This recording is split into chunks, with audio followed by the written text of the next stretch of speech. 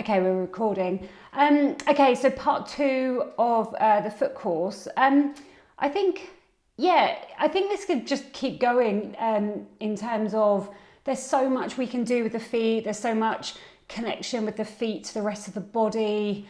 And I think it's just, we'll just keep going with it and keep exploring different variations of movements, because there might be something really valuable in one of the exercises or movements that kind of gives us that's a new feeling or perception or whatever. So what we're going to do today is something that I learned from Helen Hall. Those of you who don't know who she is, you can listen to her interview with Dr. Chatterjee on his podcast. And she talks about, and something she does with all her clients is she tests, so obviously she sees people in pain, and one of the first things she does with them is she finds out if they have ticklish feet. And the reason for that is she wants to know if they've got this reflex. So basically she gets a pen at the bottom of their foot and she wipes it up the bottom of their foot, and she sees if the foot flinches or whether the foot just stays relaxed.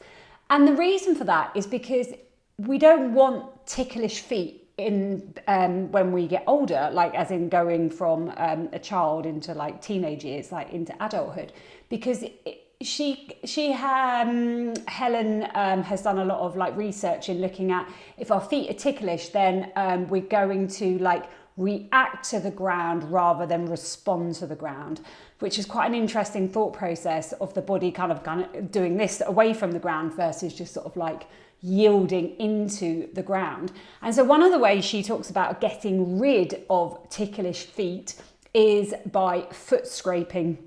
So something that we all have available to us, well, I assume we all have, and that's a doormat. And so I've got one here I just bought from like a, for a $5 at like a local hardware store. And it's really rough. And that's the whole idea, is that it's got a really coarse, scratchy feeling to it. I really noticed when I went home to see my parents how they basically live in shoes. From the moment they get up, they're downstairs, they just put their shoes on, or they're wearing like slippers around the house or whatever. And it's interesting that, because then the older we get and the more cushioned or the more we sort of cushion our feet, then as soon as you sort of step out of that and you need to like step on uneven ground, like the feet are like, oh, I don't like that. I want to be sort of cuddled and, sort of protected. So I think it's really nice for us to be on uneven, harsh surfaces with bare feet as much as possible. And so one of the ways that we can do this is by, standing on your doormat. And so the first thing she looks at is this sort of scraping action. It's almost like, like wiping your feet as if you've just come in from a muddy walk. You're just scraping. And what's really interesting with this, there's loads of different ways you can do this. So you could just be like, not really thinking too much about it. Or you can go from your heel, so lifting your toes up, heel down, and then you can drag with your heel. So really scrape the bottom of your heel all the way through your toes. And it's almost like you're going to pull it off the mat. So it's like heel, so toes up, scrape through the heel, roll onto the ball of the foot, keep scraping your toes back and pull it off. So there's kind of like a more of that motion, more of like the whole foot getting a sense of getting scraped.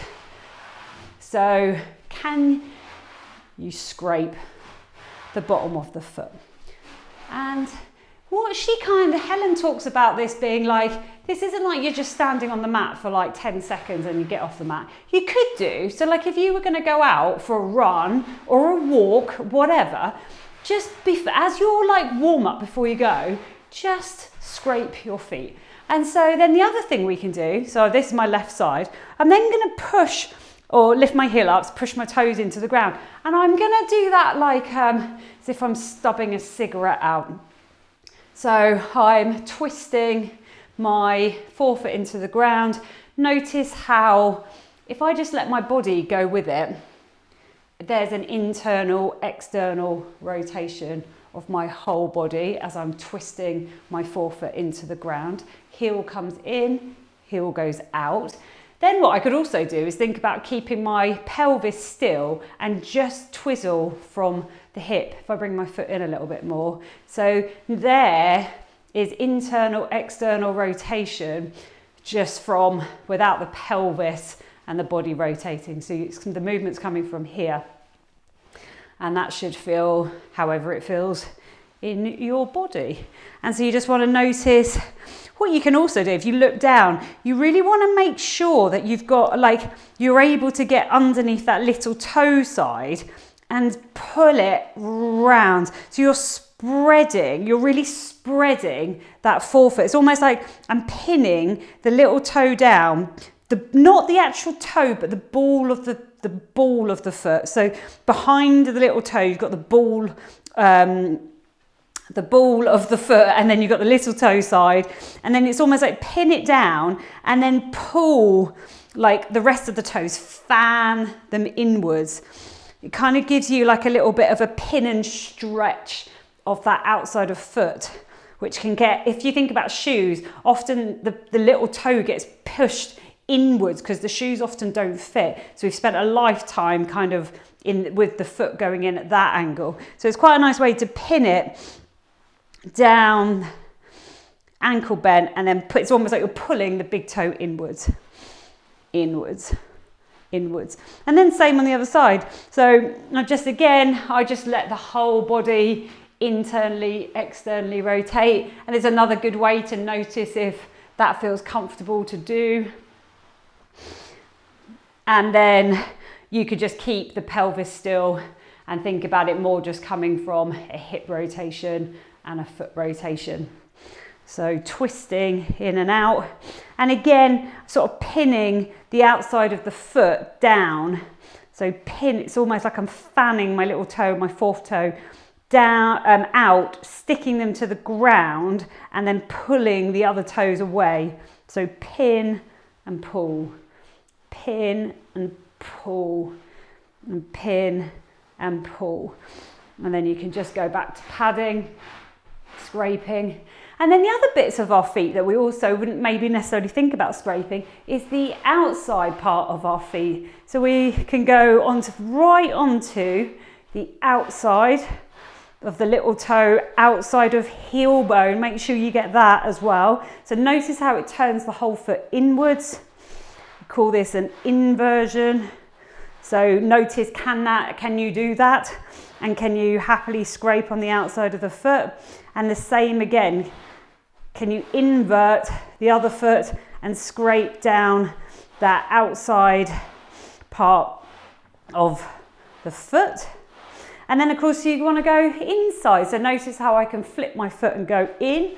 And you just want to go, well, can I scrape that?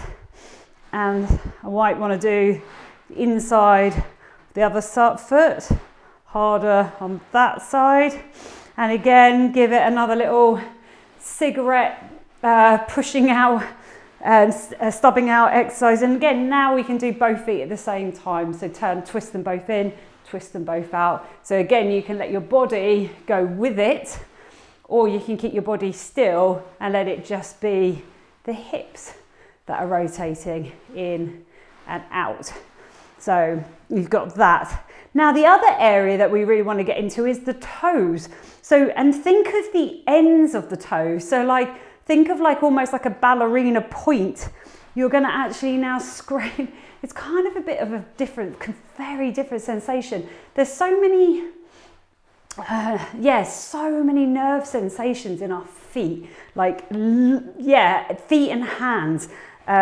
So it's kind of nice to kind of give the brain a little bit of a hello, I'm here kind of thing, give it a bit of a new experience. You can even tuck your toes under. This is a little bit gnarly because this is now a bit sensitive on the top of the foot. I wouldn't go too hard with that, just go by what feels nice. But can you even just give the toes a little bit of a scrape in that position? But yeah, can you get the ends of the toes?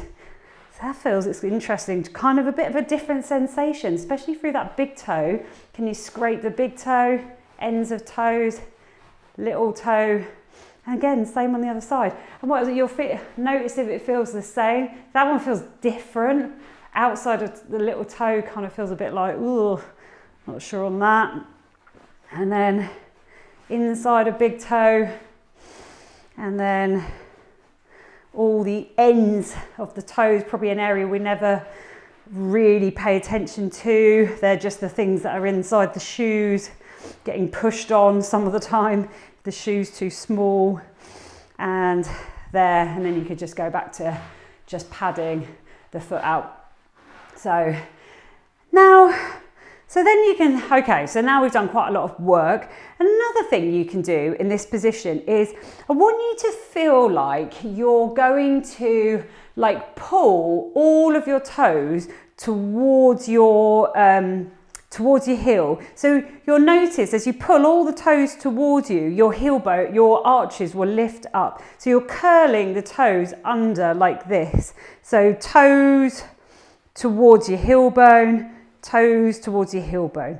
And also, as you're doing that, you also kind of want to feel this happening, almost like your toes are curling under and then doing this. So toes bend towards the heel. So the tips of the toes are now pointing down to the ground. And then if you almost imagine like the little toe coming in, you'll feel like it kind of does this, it's doing this position. Great. It's almost like you're trying to pick something up with your feet and pulling it inwards, and you'll see that your arch really starts to come up, and you just want to notice, like you can look down at the shape of the foot. They're both doing the same thing. They've both got a mind of their own. Pay attention to the shape of the outside of the foot. Is the pinky, the little toe side being pulled under? And then it's almost like you're just kind of pulling in this direction. And again, you can then just give it another little pad. And then the last bit of the foot will be the heel bone. So if I show you on the edge of the mat here, if you get the edge of it and put the toes off the edge, I can now just scrape the actual, just the heel bone. So I want to go in, I'm sort of going in and out. So, or like you could think left and right. And then I could go forward and backwards. It's a little bit harder. So it's almost like you're just going forward and backwards, like a kind of, if you're on a clock, 12 to 6, I can then go to 3 to 9. And you just got a sense of, yeah, you'll notice how the ankle will start to rotate in that as well. And same on my other foot. So you've got a sense of going left and right, just with the heel bow toes off the mat. And then forward, backwards, forward, backwards, forward, backwards, forward, backwards. And again, if you just want to do the heel bones, you can lift the toes up. And then I'm going to hold onto the wall, and I'm actually just going to do internal, external rotation just with my heel bones. And then I can almost think about kind of going in, out, in, out, in, out, kind of shifting my weight. So it's almost a bit like skiing. You're going to the outside edge of one foot, inside of the other, and then I'm swapping over outside, inside, just using my body weight to kind of lean into different parts of the feet. And then, yeah, give it a little scrape. And then afterwards, just notice, so if I stand now on in my feet, it's like, they feel really like quite, well, soft, but I feel really like, oh, it's like they've had like quite a lot of activity, and suddenly there's like a kind of a real like aliveness to the feet. So definitely give that a go. If you have the mat by the door, that's the easiest, you can do that every day. Just scrape your feet in different positions and just start to put circulation into your feet, start to give feedback into the feet, and it's just a new experience for the foot. Okay, so that's foot scraping. The other thing we're just going to quickly look at is another thing Helen talks about. I don't know if any of you have read her book, and she talks about getting your head on top of your spine for runners. So no matter what runner, what pain runners go and see her with, she's always looking at is the head on top of the spine. And one of the cool things in terms of the spine we can look at and the head, but it's actually kind of related to our ankles. It'll be easier if I demonstrate this rather than talk it through. So what I want you to do, again, you can do this standing on your mat, or you can just stand on the floor, it doesn't matter. But if you then just think about bending your ankles, so you're just bending your ankles. So it's like your feet stay flat on the ground, and you just want to use up how much space have you got to bend into your ankles. So for me, it's about there. That's how low I've gone. It's almost a bit like, I always imagine it's kind of a bit like putting ski boots on when you're just resting in your ski boots. Your shins have gone forward. So that's my range. If I go any further, like my heel bones come off the ground. Now, what I want you to pay attention to is your rib cage. So you have this bone here called your sternum. And I want you to think about, as you start to go into your ankles, think about lifting your sternum bone sort of straight up towards like the top of the wall in front of you. A bit like if there was a stick going through almost like sort of sports bra level, and it's coming out at this level. So it's coming out here and going in there. So it's not like this, it's at an angle like this. So what you're going to do is, as you start to go down, you're going to think about lifting your sternum up at this angle, almost like someone's pushed you into this extension. Like this is going up, and notice how much lower you sink into your ankles and come back up. So again, do it without. So there's my ankle range.